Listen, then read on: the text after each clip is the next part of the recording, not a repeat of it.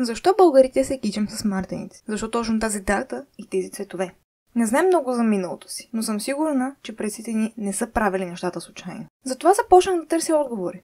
Древните българи са имали свой собствен календар, като по него сега 7529 година. Най-древният и точен календар в света. Календар е слънчев, т.е. началото на годината денят е най-къс, а в средата е най-дълъг. И март се пада точно на преходен период, когато денят и нощта се изравняват.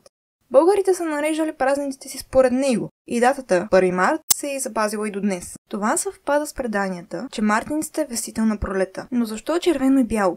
Всяка мартеница се прави от усукването на червен и бял конец. А мартениците са свързани с емблематичните ни Пижо и Пенда.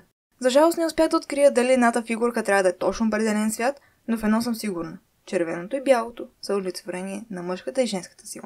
Две противоположности, вечно усукани и вървящи си заедно. Какво общо имат женското и мъжкото с пролета, ще обясня отново със слънцето. Народното вярване и в много песни слънцето е наричано райко, мъжко. Тогава денят и слънцето са едното начало или сила, мъжката. Тоест един цвят от мартеницата, а противоположното е нощта. Така мартеницата с тези си два цвята се превръща в послание на идващия по-дълъг ден. Затова когато се види лястовица или щъркел, мартениците се окичват на дърво. Ако това ви е интересно, пишете в коментарите, за да продължа своето издирване за този празник, така и за други.